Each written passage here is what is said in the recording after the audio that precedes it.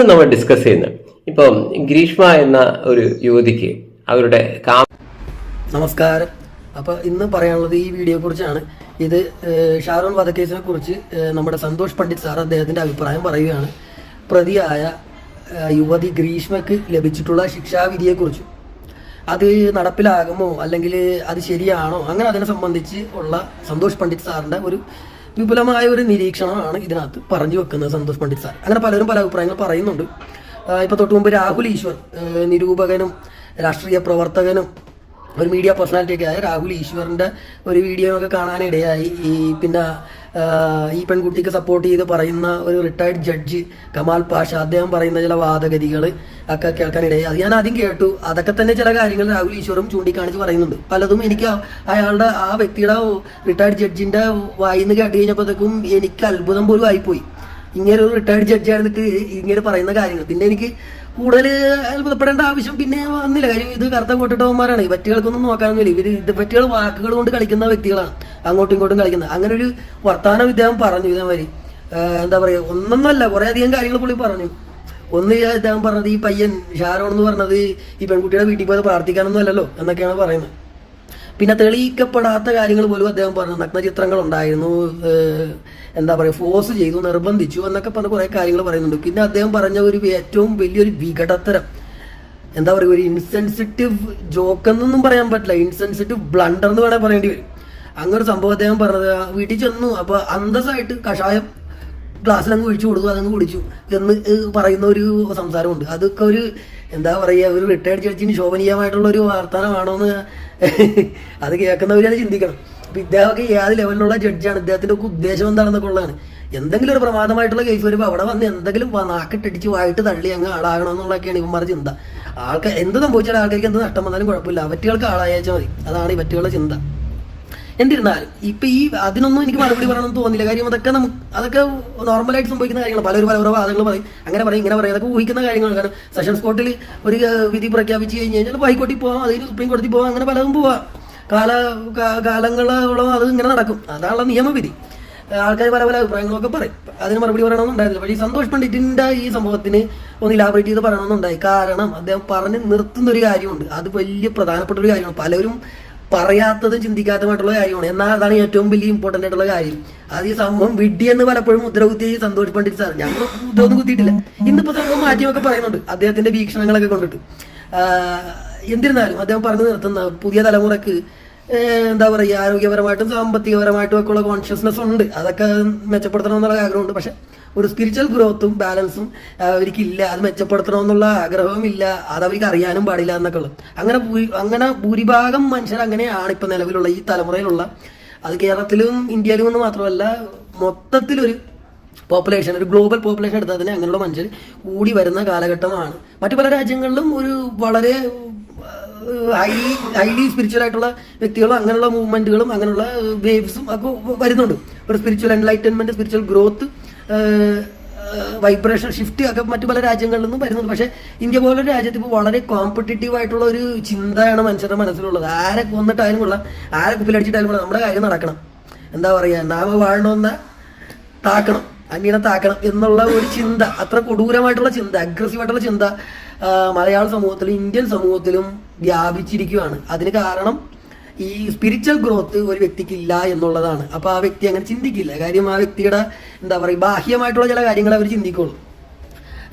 എനിക്ക് ഡിഗ്രി കൊണ്ട് ഞാൻ പഠിച്ച് ആരെങ്കിലും കുപ്പിയടിച്ചെൻ്റെ ജീവിതം റെഡിയാക്കാമെന്നൊക്കെ ഉള്ളതാണ്. പക്ഷെ അതിനൊക്കെ കോൺസിക്വൻസുകളും ഉണ്ട്. ഈ കോൺസിക്വൻസുകളെ നമുക്ക് മറ്റുള്ളവരുടെ തലയിൽ അടിച്ച് വെക്കാൻ വേണ്ടി പറ്റും. അങ്ങനെ നമുക്ക് രക്ഷപ്പെടും. അങ്ങനെ രക്ഷപ്പെടുന്ന വ്യക്തികളാണ് ഈ സ്ത്രീകളെന്ന് പറയുന്നത്. സ്ത്രീകൾ ചെയ്യുന്ന കുറ്റകൃത്യങ്ങളൊന്നും ആൾക്കാർ പിടിക്കാൻ പറ്റൂല. പിടിക്കാൻ ബുദ്ധിമുട്ടാണ്. സ്ത്രീകളുടെ അഭിനയവും സ്ത്രീകളുടെ ഈ ഷോയും ഒക്കെ ഡ്രാമയൊക്കെ കാരണം പിടിക്കാൻ ബുദ്ധിമുട്ടാണ്. പുരുഷൻ ചെയ്തത് പിടിക്കും, സ്ത്രീ ചെയ്താൽ അത് പിടിക്കാനൊക്കെ ഇല്ല. അങ്ങനെ ഇപ്പൊ പിടിച്ച കേസുകളാണ് നമ്മൾ ഇപ്പോൾ വിഷം കൊടുത്തത്. പിടിക്കാത്ത എന്തോരം കാര്യങ്ങൾ സ്ത്രീകൾ ചെയ്യുന്നുണ്ട്. അങ്ങനെ ഒരു സോൾലെസ് ക്രീച്ചറാണ് ഈ പെണ്ണെന്ന് പറയുന്നത്. അത് സ്പിരിച്വലി ഇൻക്ലൈൻഡ് ആയിട്ടുള്ള ആൾക്കാർക്ക് മനസ്സിലാവും. അവളുടെ മട്ടും മാതിരി രീതിയൊക്കെ. ഒരു തമിഴച്ചിയും കൂടിയാണല്ലോ. തമിഴച്ചിയാണോ മലയാളിയാണോന്ന് പോലും അറിയാൻ പാടില്ല. അങ്ങനെ എന്താ പറയുക, പാണ്ടിക്കും മലയാളിക്കും കൂടിയൊക്കെ ഉള്ള ക്രോസാണ് അതുമ്പോൾ. ഒക്കെ തന്തയുമില്ലെന്ന് തോന്നുന്നത്. തന്തയുമില്ല. അതൊക്കെ എങ്ങനെ ഉണ്ടായെന്നാവും. അപ്പോൾ അവളുടെ തള്ളയുടെയൊക്കെ സ്വഭാവമൊക്കെ ചോദ്യചിഹ്നമാണ്. എന്തായാലും രക്തത്തിൽ അവർക്ക് ക്രിമിനാലിറ്റി, അത് ഷുവർ ആയിട്ടുള്ള കാര്യമാണ്. അല്ലെങ്കിൽ അവർക്ക് ചെയ്യാൻ പറ്റും. ഈ ചെറിയ പ്രായത്തിൽ ഇവർക്ക് ഇങ്ങനെ ചെയ്യാൻ പറ്റൂല. ഇത് വെൽ പ്ലാൻഡ് ആയിട്ടുള്ള സംഭവം. പിന്നെ വധശിക്ഷ കൊടുത്തതിനെ കുറിച്ച്, അത് വധിക്കരുത് എന്നുള്ളതാണ് എൻ്റെ അഭിപ്രായം. അത് അവളോടുള്ള ദയവ് കൊണ്ടിട്ടൊന്നുമല്ല. കാര്യം ഇതൊക്കെ ചത്താലും തിരിച്ചു വരും എന്നുള്ളത് തമാശയായിട്ട് പറയണമല്ല.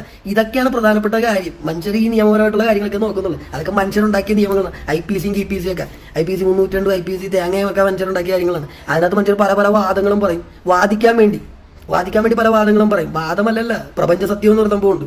അതിന്റെ അപ്പുറം കുറെ കാര്യങ്ങളൊക്കെ ഉണ്ട്. ഇതൊക്കെ ചത്താലും തിരിച്ചു വരും. ഇതേപോലെ തന്നെ തിരിച്ചു വരും. ഇതുപോലെ ഒന്നല്ല, ഇതിലും വിഷം കൂടിയ രീതിയിൽ തിരിച്ചു വരും. അതങ്ങനെ വരൂ. അങ്ങനെയാണ് അതിന്റെ ഒരു സംഭവം എന്ന് പറയുന്നത്. അപ്പൊ ഇതിനൊക്കെ ജീവിതത്തിൽ പുറത്തിറങ്ങാത്ത രീതിയിൽ, പരോള് പോലും കിട്ടാത്ത രീതിയിൽ ജയിലിൽ കിടക്കണം. ഇത് വിദ്വേഷം കൊണ്ട് പറയുന്നതല്ല, അതങ്ങനെയാണ്. ചില ആത്മാക്കൾ അങ്ങനെയാണ്.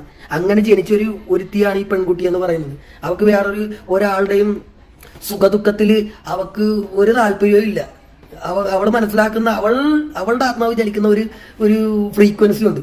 എല്ലാവരും ചലിക്കുന്ന ഒരു ബേസ് ഫ്രീക്വൻസി ഉണ്ട്, മനസ്സിലായോ?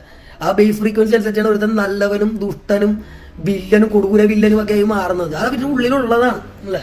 പിന്നെ ചിലർ കൊടൂര വില്ലനൊക്കെ ആയി മാറും. നല്ല മനുഷ്യരൊക്കെ മാറാറുണ്ട്, അങ്ങനെ മാറിപ്പോകാറുണ്ട്. പക്ഷെ ഇതാണ് സംഭവം. ഇങ്ങനെയുള്ള മനുഷ്യർക്ക് രണ്ടാമതൊരു ചാൻസ് കൊടുത്തു കഴിഞ്ഞാൽ അത് വളരെ ബുദ്ധിമുട്ടാണ്. ഈ റിട്ടയർഡ് ജഡ്ജി പറഞ്ഞിട്ട് കമാൽ പാഷ ഇപ്പൊ പുറത്തിറക്കി വിട്ട് കഴിഞ്ഞാൽ അവളെല്ലാവർക്കും വിഷം കൊടുത്ത് നടക്കാൻ വേണ്ടി പോകണമെന്ന് ഇല്ല. അവൾ അതിലും വലിയ സംഭവം കാണിക്കും. ഇനി അവളെ കൊന്നാലും അവൾ തിരിച്ചു വരുമ്പോഴും അങ്ങനെയൊക്കെ സംഭവങ്ങൾ കാണിക്കും. അതങ്ങനെയാണ്. അതിവിചിത്രമായിട്ടുള്ള ആൾക്കാരായിരിക്കും ചിലവർക്ക്. നമ്മൾ പറയാറില്ലേ, ചിലവർ ചെറുപ്പത്തിൽ ഇത്ര ക്രിമിനാലിറ്റി, എന്ത് തലതെറിച്ച കൊച്ചാണത് എന്ന് പറയാറില്ലേ? ആ തലതെറിച്ച കൊച്ചിന് എങ്ങനെയാണ് ഈ കോൺഷ്യസ്നസ് കിട്ടുന്നത്? അതിന്റെ രക്തത്തിലുണ്ടാ സംഭവം. അതിന്റെ സോളിൽ ആ ഒരു സ്ട്രാൻഡ് ഉണ്ട്, DNA ആ സ്ട്രാൻഡ് ഉണ്ട്. അത് കഴിഞ്ഞ ജന്മത്തിൽ ചെയ്തിട്ടുണ്ട്. അങ്ങനെ കൊടൂരമായിട്ടുള്ള സംഭവങ്ങൾ ചെയ്തിട്ടുണ്ട്. ആ വാസന ഉണ്ട്. അതിനെയാണ് വാസന എന്ന് പറയുന്നത്, മനസ്സിലായോ? ആ വാസന നിൽക്കും. ആ വാസന നമ്മുടെ ഉള്ളിൽ നിൽക്കും. നമ്മൾ എന്ത് ഫ്രീക്വൻസിയിലാണ് നമ്മൾ ഈ ഭൂമി വിടുന്നത്, ആ ഫ്രീക്വൻസി നമ്മളുടെ ഉള്ളിൽ നിൽക്കും. അതായത് ഒരു ഭയങ്കര ധനമോഹിയായിട്ടുള്ള മനുഷ്യൻ, ആ ധനത്തിന് വേണ്ടി ജീവിച്ച് ധനമോഹിയായിട്ട് തന്നെ മരിക്കുവാണെങ്കിൽ അയാൾക്ക് ആ വാസന ഉണ്ടാവും. അയാൾ പിന്നീട് ജനിക്കുമ്പോഴും അയാൾക്ക് ആ ഒരു വാസന ഉണ്ടാവും. ധനത്തിനോടൊരു അത്യപൂർവമായിട്ടുള്ള ഒരു ആർത്തി. ചിലവർക്ക് സ്ത്രീകളോട് ഭയങ്കര ആർത്തി. അവർക്ക് അങ്ങനത്തെ വ്യക്തികൾ പിന്നീട് അവർക്ക് അങ്ങനെ ഒരു ആർത്തി ഉണ്ടാവും. ചിലവർക്ക് ലഹരിയോട് ഭയങ്കര ആർത്തി ഉണ്ടാവും. അതങ്ങനെയുള്ള മനുഷ്യർക്ക്. ചിലവർക്ക് ക്രിമിനാലിറ്റി, കൊലപാതകത്തിനോട് ആർത്തി ഉണ്ടാവും, മോഷണത്തിനോട് ആർത്തി. ചിലർക്ക് തമാശക്ക് മോഷ്ടിക്കണ്ടില്ലേ, അവർക്കത് വേണ്ടിയിട്ടല്ലേ, വേണം. പക്ഷെ അതല്ല പ്രയോറിറ്റി. അവരുടെ ഒരു ഹരമാണ്. അവർക്ക് അതൊരു ഹരമാണ്, അവരുടെ രീതിയാണ്. കാരണം അവരുടെ ഉള്ളിലുണ്ടാകും സംഭവം. ചിലവർക്ക് മറ്റുള്ളവർ മുറിവേൽപ്പിക്കുന്ന വളരെ ഇഷ്ടമാണ്. നാർസിസിസ്റ്റ് ഒക്കെ ആയിട്ടുള്ള ആൾക്കാർ, യഥാർത്ഥ നാർസിസിസ്റ്റ് ഒക്കെ ആയിട്ടുള്ള ആൾക്കാർ, അവരുടെ DNA ഉണ്ട്. അവര് അങ്ങനെ വേണം ട്രീറ്റ് ചെയ്യാനായിട്ട്. ഈ നിയമത്തിന്റെ രീതികൾ എന്നൊക്കെ പറഞ്ഞത് മനുഷ്യനുണ്ടാക്കിയ രീതികളാണ്. പിന്നെ കമാൽ പാഷ പറയുന്നത് വേറൊരു കാര്യം കൂടി പറഞ്ഞു നിർത്താൻ ഞാൻ ആഗ്രഹിക്കുകയാണ്. പുള്ളി പറയുന്നത് പക്വതയില്ലാത്ത പെൺകുട്ടി എന്നാ പറഞ്ഞത്. അല്ലെങ്കിൽ ആരെങ്കിലും വീട്ടിൽ വിളിച്ചു വരുത്തി വിഷമൊക്കെ കൊടുക്കുക. അത് കഴിഞ്ഞ് പിന്നെ ഇവിടെ കസ്റ്റഡിയിൽ ഇരുന്നപ്പോൾ ലൈസോൾ എന്താണ്ട് എടുത്ത് കുടിച്ച് പിന്നെ വേറെ മൊഴിയൊക്കെ മാറ്റി പറഞ്ഞു. അതൊക്കെ ഇവിടെ നാടകമാണ്. പക്വത ഇല്ലായ്മ എന്ന് പറഞ്ഞാൽ എന്താണ്? ഈ സ്പിരിച്വൽ ഗ്രോത്ത്, ആത്മീയ വളർച്ച ഇല്ലാത്തതിനാണ് പക്വത ഇല്ലായ്മ എന്ന് പറഞ്ഞത്. മനുഷ്യ ശരീരത്തിനപ്പുറം, മനുഷ്യ ജന്മത്തിനപ്പുറം മറ്റു പലതുമാണ് എന്നുള്ള ഒരു ജ്ഞാനം, ഒരു ഇന്നർ നോയിങ് ഇല്ലായ്മയാണ്. ഇങ്ങനെ റോബോട്ടിക്കായിട്ട് ചലിക്കുന്നതിനെയാണ് പക്വത ഇല്ലായ്മ എന്ന് പറയുന്നത്. അത് കണ്ടറിഞ്ഞ് ചെയ്യുന്നതിനാണ് പക്വത എന്ന് പറയുന്നത്.